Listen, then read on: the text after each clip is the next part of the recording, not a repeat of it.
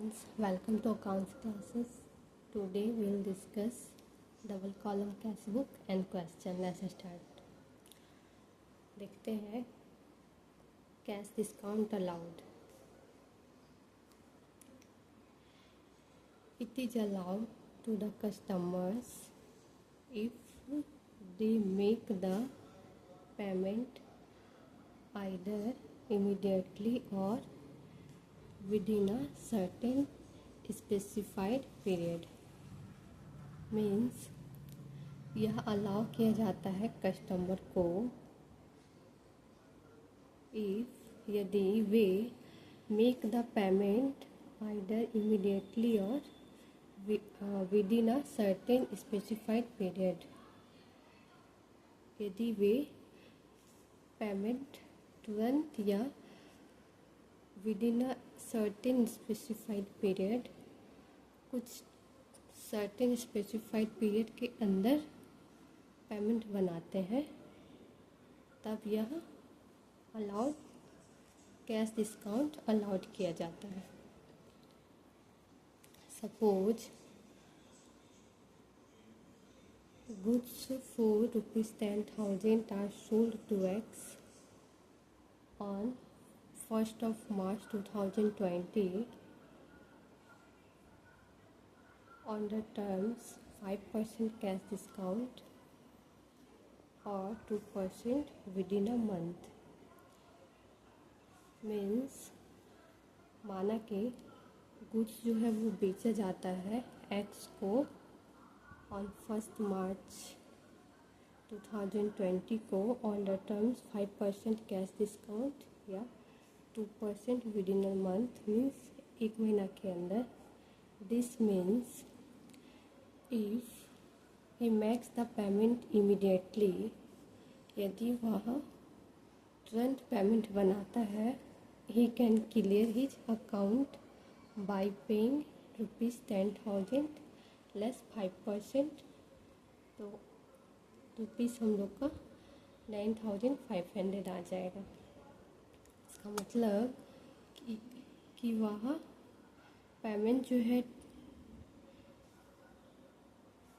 तुरंत करता है, तो he can clear his account by paying ₹10,000 plus 5% discount करके.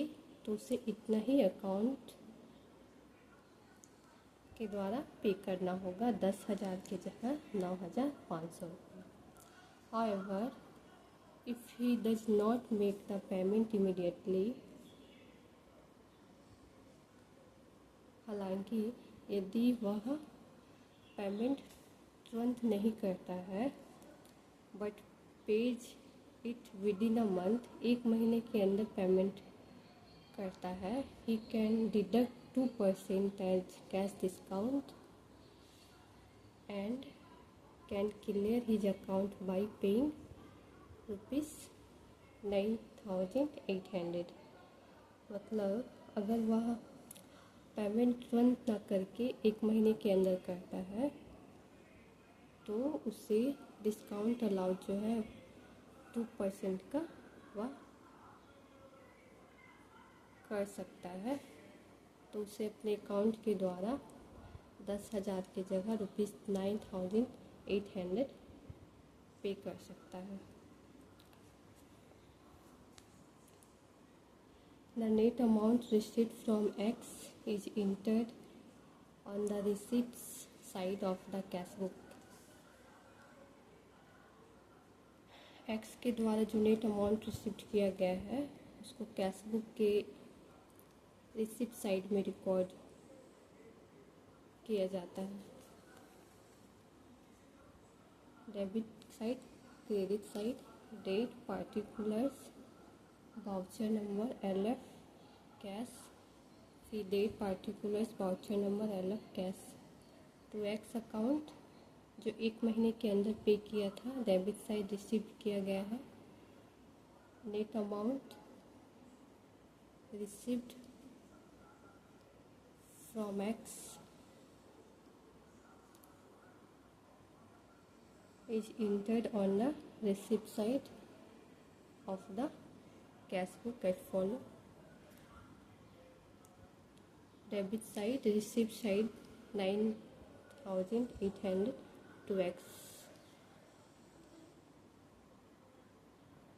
Discount allowed to x is in the nature of expenses.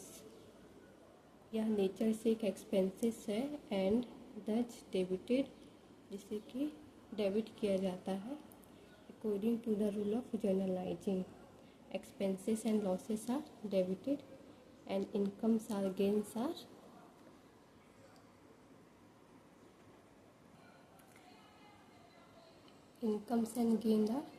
credited. Following entry will be passed in journal to record the discount allowed to X. Journal date particulars LF debit and credit. Discount allowed किया गया था x को, तो discount allowed एक expense है, इसलिए इसे debit किया जाता है to X account. 2% discount on ₹10,000 allowed to X. 10,000 पे 2% का डिस्काउंट 200 आएगा, डेबिट में क्रेडिट में मेंशन कर दिया गया.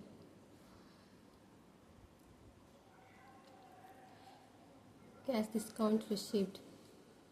When we make payment to a creditor before the expiry of fixed period, certain discount is received from him. Means जब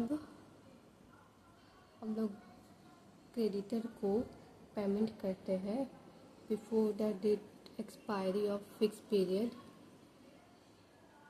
certain discount is received from him.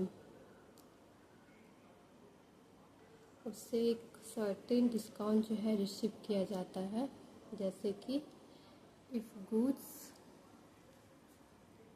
valued ₹15,000 are purchased from Y on the terms of cash discount of 5%, मतलब कि goods जो है वो ख़रीदा गया है 15,000 रुपये का फ्रॉम वाई से ऑन द टर्म्स ऑफ 5% के डिस्काउंट पर. If payment is made with in 1 week, अगर एक हफ्ते के अंदर पेमेंट किया जाता है, we can clear our account by paying only ₹14,250. 15,000 plus 5% with in 1 week. मतलब कि अगर हम लोग 1 वीक के अंदर पेमेंट कर देते हैं तो हमें 15,000 पे 5% का डिस्काउंट रिसीव्ड हो जाएगा. तो 15,000 पे 5% का discount 14,250. The net amount paid to Y is entered on the payment side of the cash book as follow.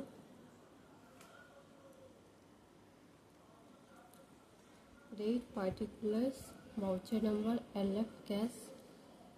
फिर date particulars voucher number LF cash by Y account. इसमें डिस्काउंट जो है वो रिसीव्ड किया गया है बाय Y कैश अकाउंट. तो ये इस जो हम लोग का जो पेमेंट साइड आता है, 5% पेमेंट इज मेड 1 वीक, तो पेमेंट को हम लोग कैश बुक में क्रेडिट साइड लिखते हैं. तो by Y account 14,250. Discount received from Y is in the nature of income. ये एक इनकम है and is thus credited according to the rule of journalizing. Following entry will be passed in journal to record the discount received from Y. Journal इसका entry हो जाएगा Y account to discount received account 750 से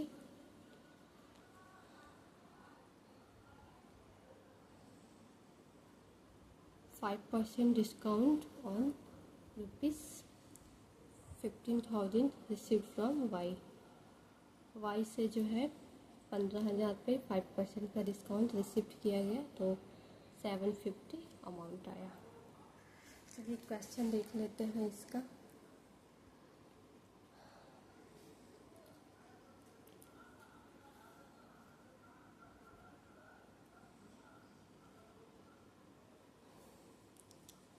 Write up single column cash book for the month of April 2017 of Mr. Vikas Oberoi from the following transactions। 2020 अप्रैल 1 से लेके अप्रैल 22। पहला है balance from last month, इसमें closing balance दिया गया है last month का 2,50,000। तो इसका कैश बुक में एंट्री हो जाएगा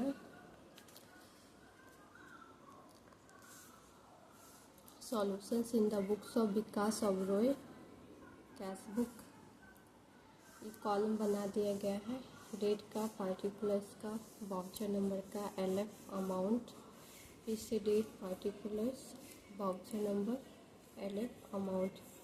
इसमें 2020 अप्रैल 1 का क्लोजिंग बैलेंस दिया गया है, इसको डेबिट में दिखाते हैं।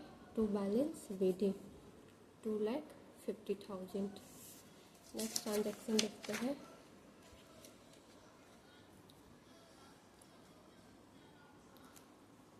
April 2 deposited into bank, bank में डिपॉजिट किया गया, तो इसको हम लोग पेमेंट साइड दिखाएंगे।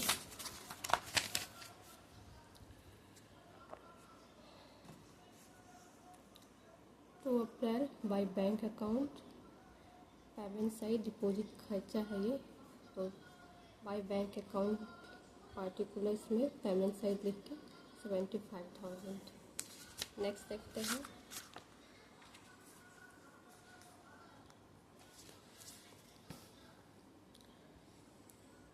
फाइव अप्रैल परचेज गुड्स 40,000 का,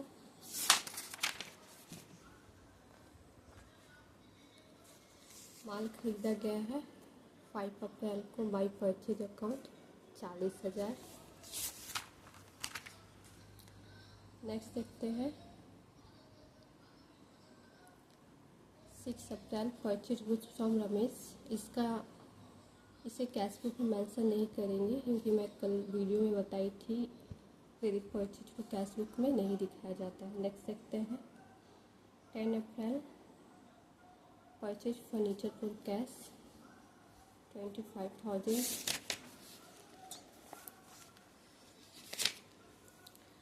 10 April by furniture account 25,000।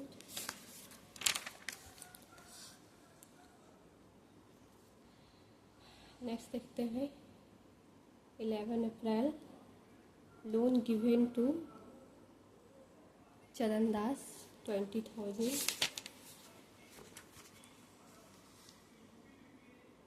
April 11 by Charan Das 20,000 loan payment side आएगा। नेक्स्ट देखते हैं 12 April paid to Ramesh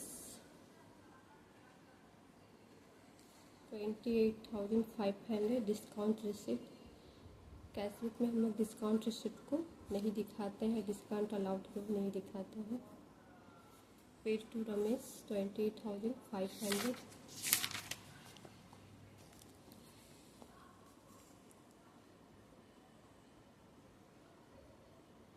12 April Ramesh 28,500। Next देखते हैं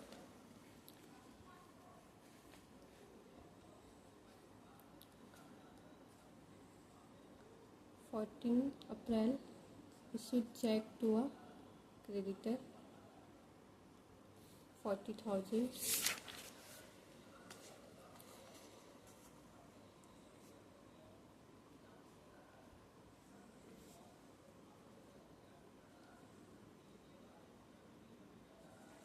1 lakh 20 अप्रैल 1 lakh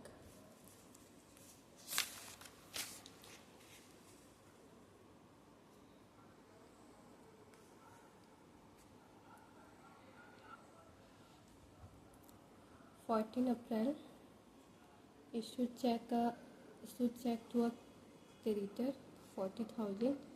इससे हम लोग कैशबुक के सिंगल कॉलम कैशबुक में नहीं शो करते हैं, इसे नहीं दिखाया जाता है। नेक्स्ट देखते हैं 15 April sold goods to Vishnu for cash 36,000। Vishnu को माल बेचा गया है।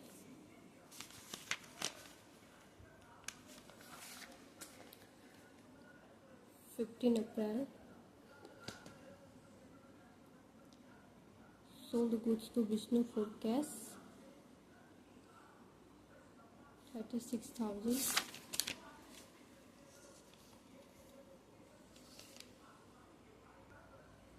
माल सेल करना एक इनकम है, जिससे कि रिसिप्ट होगा, तो उसे हम लोग रिसिप्ट साइड दिखाएंगे। 15 अप्रैल टू सेल्स अकाउंट 36,000, ये हम लोगों के लिए इनकम है। नेक्स्ट ट्रांजैक्शन देखते हैं 16 April cash sales of ₹1,20,000 of which banked on 20 April. माल जो है वो 1,20,000 रुपये का बेचा गया, जिसको बैंक में 20 अप्रैल को बैंक किया गया 1 लाख। तो ये हमारे लिए रिसिप्ट्स है। तो 16 अप्रैल को तो सेल्स अकाउंट ये रिसिप्ट किया गया है, तो 1,20,000 दिखाएंगे। नेक्स्ट देखते हैं last 22 April receipt from Gangaram 19,600। ये भी कैशबुक के रिसिप्ट साइड में आएगा। रिसिप्ट साइड तो रिसिप्ट किया गया है तो गंगाराम 19,600। डिस्काउंट अलाउड तो कैशबुक में नहीं आता है, तो इसे छोड़ देंगे। 24 April withdraw cash from bank, cash withdraw किया गया है 25,000। तो इधर रिसिप्ट साइड में दिखाएंगे। April 24 to bank account 25,000। Next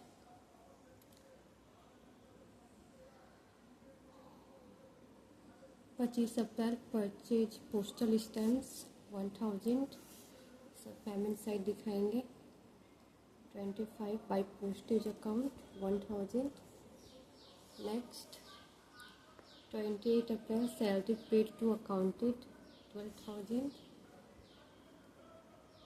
28 April by salary account 12,000। Last है 29 April paid for furniture repair 1,500। April 9 repairs account 1,500। Balancing कर देंगे तो हम लोग का इधर बैलेंस का अमाउंट आएगा। अप्रैल 30 को बाय बैलेंस CD, ये हम लोग का रिसिप्ट का अमाउंट, इधर पेमेंट का दोनों इक्वल हो गया। और 30 अप्रैल को इतना का बैलेंस आया 1,47,600। नेक्स्ट ईयर हम लोग का मई 1 में बैलेंस CD था, इसे BD कर देंगे, इतना का बैलेंस आ जाएगा। ये कुछ वर्किंग नोट है, इसमें कि जो अप्रैल 6 को ट्रांजैक्शन हुआ था परचेज गुड्स फ्रॉम रमेश, और क्रेडिट परचेज हुआ था, तो इसको हम लोग it will not be recorded in cash book. Second को entry for discount received and discount allowed will be passed in journal proper. In the above illustration entry for discount will be 12 April को Ramesh account to discount receive 1,500 का discount receive from Ramesh.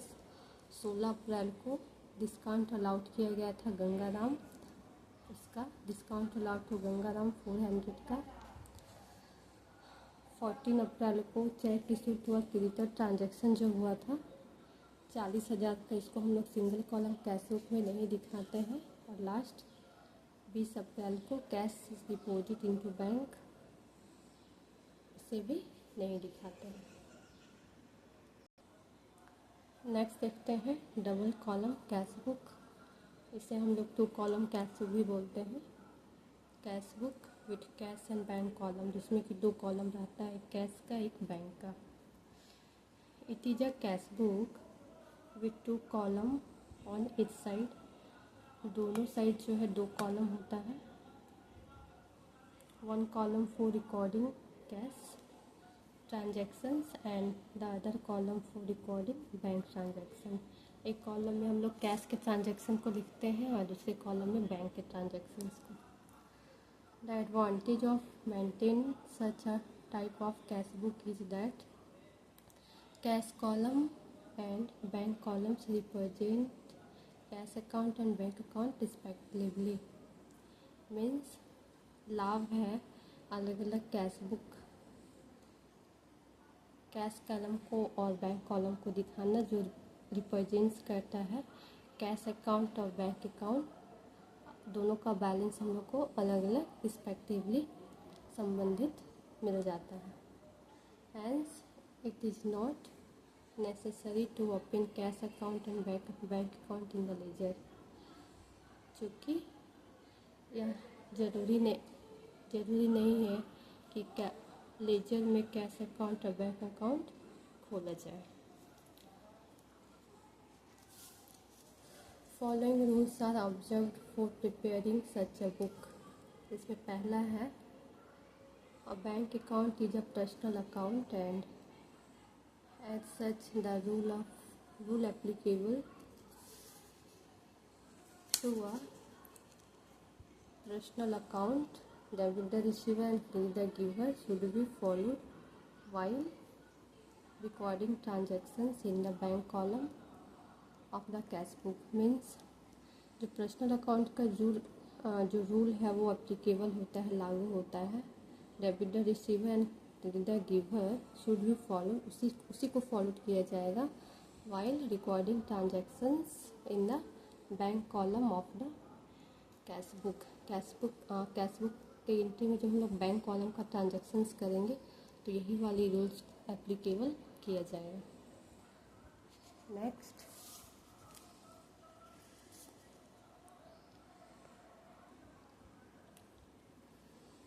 thus for cash deposited into bank, the bank would be receiver and hence would be debited in the bank column of the cash book। Means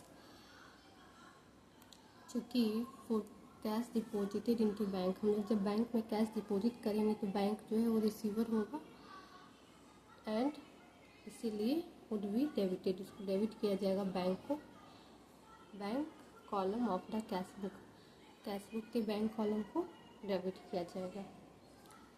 hence would be debited in the bank column, उससे bank column में debited किया जाएगा of the cash book का। Similarly, for cash withdraw from the bank या for check issued, the bank would be giver, bank जो है वो देने वाला होगा and hence would be credited in the bank column। जब कैश विड्रॉ किया जाएगा बैंक से या फिर चेक इशूड होगा, उस समय जो बैंक है वो देगा पैसा, तो उस सिचुएशन में हम लोग would be credited in the bank column, bank column में जो है क्रेडिटेड किया जाएगा bank column of the cash book, bank column के कैश बुक में बैंक को है जो क्रेडिटेड किया जाएगा। नेक्स्ट देखते हैं opening balance.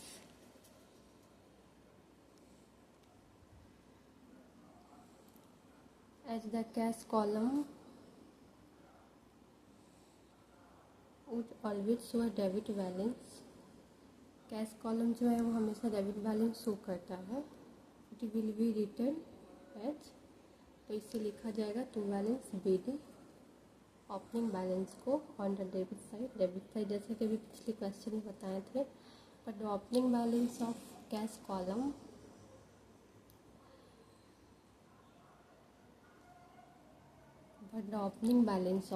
Bank column bank column का जो ओपनिंग बैलेंस होगा may be given as debit और क्रेडिट, जिसे कि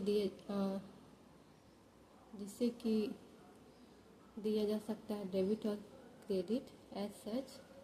if the debit balance of bank is given in the question, it will be written as to balance BD।